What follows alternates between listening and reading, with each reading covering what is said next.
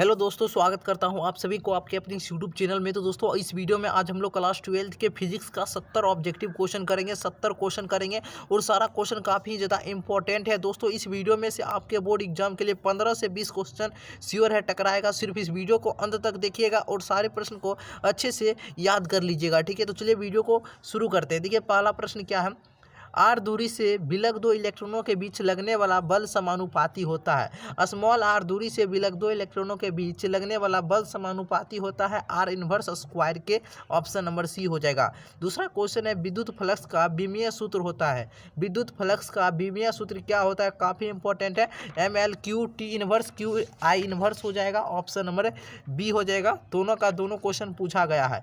चलिए तीसरा क्वेश्चन क्या है, पी सदिश विद्युत विद्युत आघूर्ण वाले एक विद्युत विद्युत द्विध्रुव ई सदिश तीव्रता वाले विद्युत क्षेत्र में रखा जाए तो उस पर लगने वाला बल आघूर्ण क्या होगा। तो यह हो जाएगा पी क्रॉस ई हो जाएगा, पी गुने ई हो जाएगा, P vector cross E vector. Option number A. अगला, एकांक आवेश को सम विभवीय सतह पर एक्स मीटर ले जाने में क्या गया कार्य होगा। तो क्या गया कार्य हो जाएगा आपका ये 0 शून्य हो जाएगा। क्या हो जाएगा, शून्य हो जाएगा। अगला, आवेशित खोखले गोलीय चालक के अंदर विद्युत तीव्रता होती है तो शून्य होती है। याद रखिएगा, शून्य होती है। चलिए अगला क्वेश्चन है, एक चालक जिसकी धारिता 20 माइक्रोफैराडे है को 1000 वोल्ट तक आवेशित किया जाता है। चालक की स्थितिज ऊर्जा क्या हो जाएगा, इसका 10 की घात 4 जूल हो जाएगा इसकी स्थितिज ऊर्जा। अगला है, सेल का ईएमएफ मापा जाता है। सेल का जो ईएमएफ बल होता है वह मापा जाता है, वह विभव मापी के द्वारा मापा जाता है। याद रखिएगा, काफ़ी ज़्यादा इंपॉर्टेंट क्वेश्चन है। अगला क्वेश्चन देखिए क्या है, किरचॉफ का धारा नियम किस राशि के संरक्षण सिद्धांत से संबंधित है। तो यह आवेश से है, ठीक है।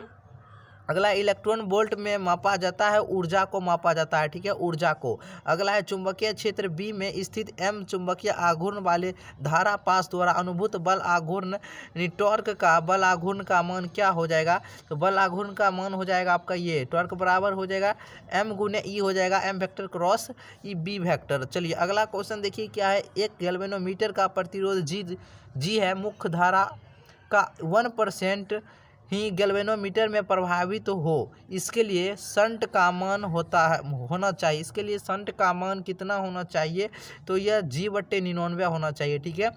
किसी वृत्ताकार कुंडली में धारा प्रवाहित की जाती है। यदि कुंडली की त्रिज्या दोगुनी कर दिया जाए तो उसके केंद्र पर चुंबकीय क्षेत्र की तीव्रता का मान क्या हो जाएगा। तो आधा हो जाएगा। क्या हो जाएगा, आधा हो जाएगा। चलिए अगला क्वेश्चन देखते हैं क्या है, डायनेमो के कार्य का सिद्धांत आधारित है। डायनेमो के कार्य का सिद्धांत विद्युत चुंबकीय प्रेरण पर है, विद्युत चुंबकीय प्रेरण पर। अगला, स्वप्रेरकत्व का मात्रक होता है हेनरी होता है, ठीक है। किसी ऊंचाई ट्रांसफार्मर के प्राइमरी एवं सेकेंडरी में क्रमशः N1 और N2 लपेटे हैं तब N2 ग्रेटर देन N1 हो जाएगा। ऑप्शन नंबर बिल्कुल बी नंबर सही उत्तर हो जाएगा। देखिए दोस्तों, अगर वीडियो आपको अच्छा लगे तो आप लोग वीडियो को लाइक कर दीजिएगा, ठीक है। और चैनल पर पहली बार जो विजिट कर रहे होंगे चैनल को जरूर सब्सक्राइब कर लीजिएगा। चलिए अगला है, एल आर परिपथ का शक्ति गुणांक होता है। एल आर परिपथ का शक्ति गुणांक होता है वह R/√R² प्लस ओमेगा² L² हो जाएगा। अगला है, किसी छोटे चुंबक के मध्य बिंदु से समान दूरी पर अक्षीय तथा निरक्षीय स्थिति में चुंबकीय क्षेत्र यानी बी वेक्टर के मान का अनुपात होता है, हो जाएगा 1/√2 हो जाएगा। ऑप्शन नंबर बिल्कुल बी नंबर हो जाएगा। अगला है, पृथ्वी के चुंबकीय ध्रुव पर नमन कोण। पृथ्वी के चुंबकीय ध्रुव पर नमन कोण का मान 90 डिग्री होता है एवं विषुवत रेखा पर 0 डिग्री होता है। विद्युत चुंबकीय तरंग के संचरण की दिशा E vector cross B vector के समांतर होती है, याद रखिएगा। नेक्स्ट क्वेश्चन क्या है, किस कारण से हवा का बुलबुला पानी के अंदर चमकता नजर आता है, किस कारण से। तो इसका है पूर्ण आंतरिक परावर्तन से, ठीक है, पूर्ण आंतरिक परावर्तन हो जाएगा। Option number C. दो लेंस जिनकी क्षमता -15 डायप्टर तथा +15 डायप्टर है को समाक्षीय सटा कर रखने पर संयोजन की फोकस दूरी कितना हो जाएगा। इसकी संयोजन की फोकस दूरी -10 सेंटीमीटर आ जाएगा, ठीक है। खगोलीय दूरदर्शक में अंतिम प्रतिबिंब होता है काल्पनिक और छोटा होता है, ठीक है, काल्पनिक और छोटा, याद रखिएगा, काल्पनिक और छोटा होता है। चलिए नेक्स्ट क्वेश्चन क्या है, देखिए अगला क्वेश्चन है आपका, बेलनाकार लेंस का व्यवहार किया जाता है आँख के उस दोष को दूर करने के लिए जिसे कहा जाता है उसे क्या कहते हैं, उसे अस्टिगोमेटिज्म कहते हैं। ऑप्शन नंबर बिल्कुल सी नंबर हो जाएगा, अस्टिगमेटिज्म। ठीक है, चलिए अगला क्वेश्चन देखते हैं क्या है, और काफ़ी ज़्यादा इंपॉर्टेंट और बहुत बार क्वेश्चन पूछा गया है। अगला है, प्रकाश के रेले प्रकिरणन में प्रकिरणित प्रकाश का परिमाण तरंगदैर्घ्य लैम्ब्डा के किस रूप में समानुपाती होता है। तो देखिए 1/λ⁴ के। ठीक है, एक पतले फिल्म के रंगीन दिखने का कारण क्या है, इसका कारण है व्यतिकरण। ठीक है, व्यतिकरण हो जाएगा। चलिए नेक्स्ट क्वेश्चन क्या है, देखिए काफ़ी इंपॉर्टेंट है, ब्रूस्टर का नियम आपको बतलाना है। म्यू बराबर 10 IP होता है, रट लीजिएगा, क्वेश्चन आएगा। अगला लैम्ब्डा तरंगदैर्घ्य वाले फोटोन की ऊर्जा hc/λ होता है, याद रखिएगा hc/λ। चलिए अगला क्वेश्चन क्या है, हाइड्रोजन स्पेक्ट्रम की कौन सी श्रेणी जिस भाग में क्या है, पड़ती है। तो ये आपका बामर श्रेणी। अगर पूछेगा कहेगा नहीं पड़ती है कौन, तो लाइमेन श्रेणी। निम्नलिखित में कौन आवेश रहित है, फोटोन कण। फोटोन हो जाएगा ऑप्शन नंबर डी हो जाएगा। ठीक है, चलिए अगला है, जितने समय में किसी रेडियो एक्टिव पदार्थ की मात्रा अपने प्रारंभिक परिणाम की आधी हो जाती है उसे अर्ध आयु कहते हैं, याद रखिएगा अर्ध आयु कहते हैं। एन टाइप के अर्धचालक में बहुसंख्यक धारावाहक होते हैं। बहुसंख्यक धारावाहक कौन होते हैं, ये आपका इलेक्ट्रॉन होते हैं। ठीक है, पूर्ण तरंगी दृष्टिकरण में यदि निवेश आवृत्ति 50 हर्ट्ज है तो निर्गत आवृत्ति क्या होगा, निर्गत आवृत्ति क्या हो जाएगा, यह 100 हर्ट्ज का हो जाएगा। ठीक है, अगला देखिए क्या है, नेंड गेट का बुलियन व्यंजक बताना है। देखिए एंड गेट का आपको याद है, एंड गेट का होता है ए डॉट बी बराबर क्या होता है, वाई होता है एंड गेट का, और एन के बदले यहाँ रेकरिंग चढ़ा दीजिए, यही आपका नेंड गेट का हो गया। देखिए ऑप्शन नंबर आपका सी हो जाए। दशमिक संख्या 25 का द्विधारी निकालिए जल्दी से। 25 का द्विधारी कितना हो जाएगा, जल्दी से निकाल कर बताइए। तो 7 दूनी 14, 1 15 हुआ, 2 तिया 6, 1 7 हुआ। ठीक है, 2 1 कम 2 1 3 हुआ, 4 को 1 आया। देखिए किस में 4 को 1 ऑप्शन नंबर सी हो जाएगा। टीवी प्रसारण के लिए किस आवृत्ति परास का उपयोग होता है, किस आवृत्ति परास का उपयोग होता है, ये आपका होता है 300 मेगाहर्ट्ज, 30 मेगाहर्ट्ज से 300 मेगाहर्ट्ज। ठीक है, ऑप्शन नंबर सी हो जाएगा। अगला है, किसी वस्तु पर आवेश की न्यूनतम मात्रा कम नहीं हो सकती है, किसी वस्तु पर आवेश की न्यूनतम मात्रा कम नहीं हो सकती है, तो यह 1.6 × 10⁻⁻19 कूलम से। ठीक है, एक लंबे समरूप आविष्ट सीधे तार से दूरी r पर विद्युत क्षेत्र की तीव्रता E1 एवं दूरी 2r पर विद्युत क्षेत्र की तीव्रता E2 एवं E1 एवं E2 का अनुपात क्या हो जाएगा, इसका अनुपात हो जाएगा आपका 2/1 हो जाएगा। ठीक है, यदि समरूप विद्युत क्षेत्र z अक्ष के अनुरूप हो तो समविभव होगा। अभी पूछ रहा है, यदि समरूप विद्युत क्षेत्र z अक्ष के अनुरूप हो तो समविभव का मान हो जाएगा XY तल में। ठीक है, प्रत्येक R त्रिज्या तथा Q आवेश से आवेशित 8 छोटे बूंदों को मिलाकर एक बड़ा बूंद बनाया जाता है, तो बड़े बूंद की स्थितिज ऊर्जा प्रत्येक छोटे बूंद की तुलना में क्या होगा, इसकी तुलना में 32 गुना हो जाएगा। ठीक है, 32 गुना होता है। ठीक है, अगला है, निम्नलिखित में से कौन सा पदार्थ संयोजक तार बनाने के लिए सर्वाधिक उत्तम है, तो यह आपका ये तांबा का तार। ठीक है, तांबा का हो जाएगा। नेक्स्ट क्वेश्चन क्या है, फ्यूज तार किस पदार्थ से निर्मित होती है, फ्यूज तार किस पदार्थ से निर्मित होती है, जल्दी से बतलाइएगा। बिल्कुल, जो भी ए नंबर लगा रहे हैं, तांबा बिल्कुल से हो जाएगा। 3 प्रतिरोध जिनमें से प्रत्येक का प्रतिरोध R है, भिन्न भिन्न तरीके से संयोजन किए गए हैं, इनमें से कौन प्राप्त नहीं हो सकता है, बताइए इनमें से कौन सा जो प्राप्त नहीं हो सकता है।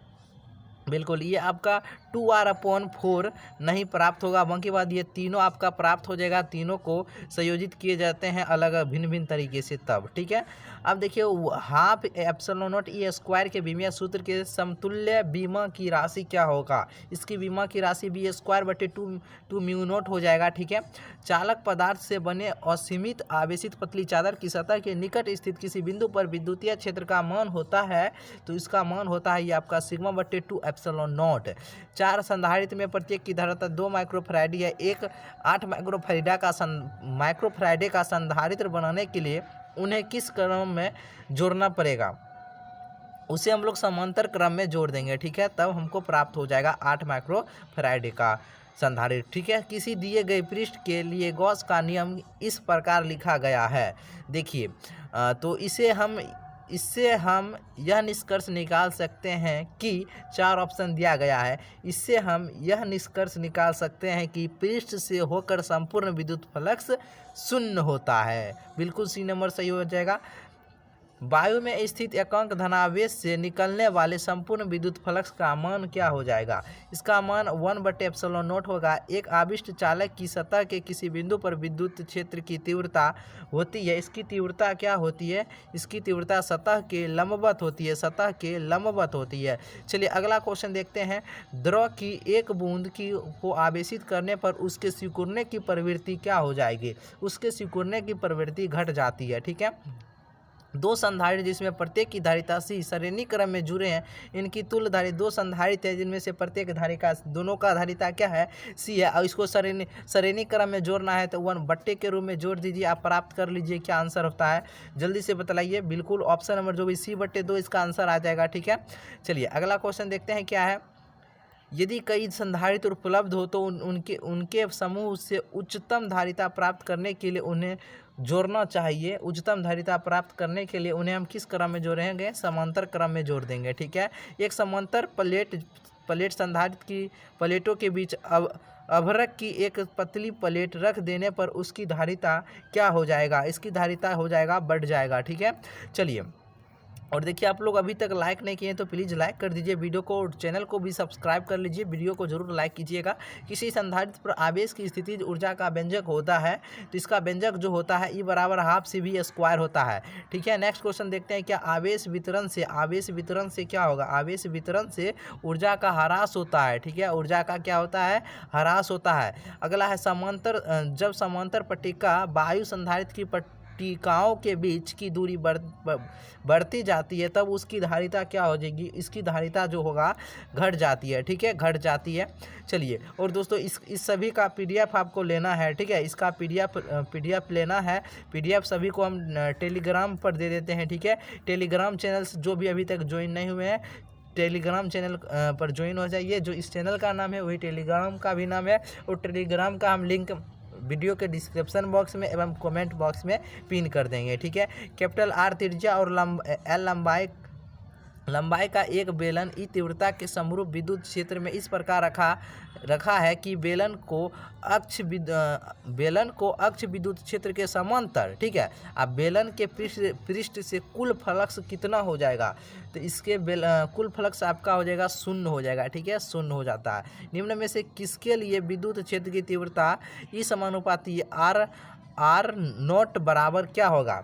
इसके बराबर में क्या हो जाएगा? इसके बराबर आपका आवेश की अनंत आकार की समतल चादर हो जाएगा। ठीक है, चलिए L लंबाई की भुजा वाले एक घन के केंद्र पर Q आवेश स्थित है। घन के किसी एक पृष्ठ से निकलने वाला विद्युत फ्लक्स का मान कितना हो जाएगा?